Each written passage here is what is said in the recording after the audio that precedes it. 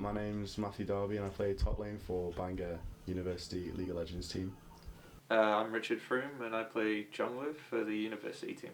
My name is Vincenzo Clavel and I play AD carry for Bangor A team. To me, esports is taking what could be a casual game and making it as competitive as it can possibly be.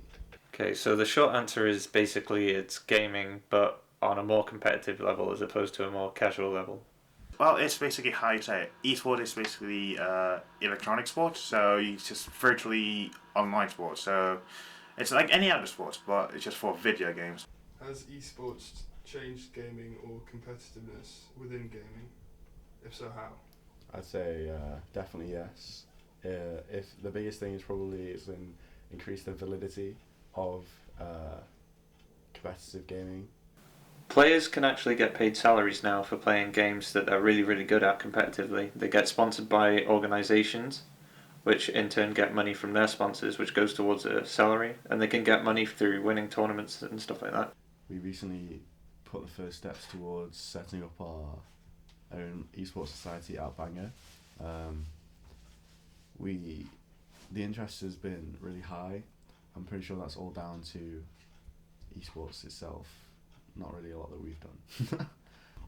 If you look at the tournament venues from season 2 to season 5, which was last year, it went from a small gaming hall with about 200 viewers, 200 people watching, to Staples Centre has been used, Madison Square Garden, Wembley. So locally in Bangor, when I first came, esports was big, but it wasn't as big as it is now.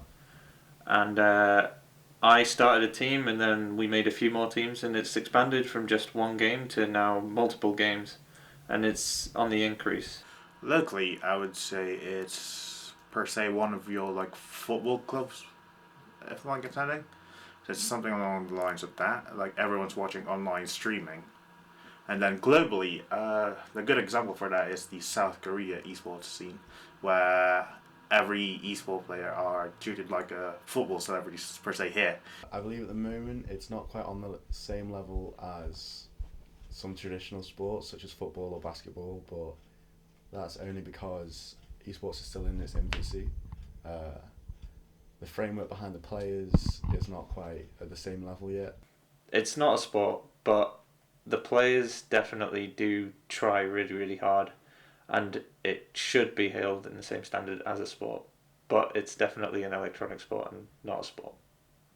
I'd say the public image is quite negative, only because people don't really know what esports is. They still think it's, when they think of gaming, they just think of kids playing Call of Duty on their Xbox. So I think esports definitely has a bit of a mixed public image. It depends on who you ask. Like if you ask people probably over the age of 40, the vast majority probably wouldn't have heard of esports and probably react to the definition as, oh, that's a bit childish.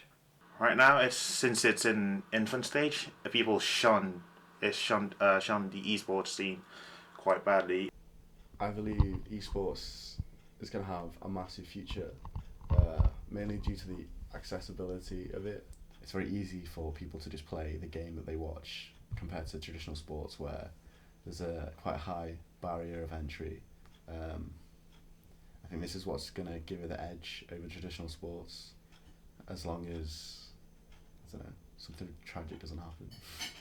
The future for esports, the only way is up really. Like it's definitely going to get bigger. It's not going to go away anytime soon.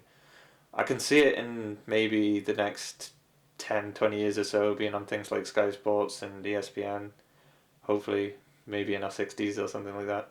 If it grows exponentially, like as in South Korea, it should be treated as any traditional sport.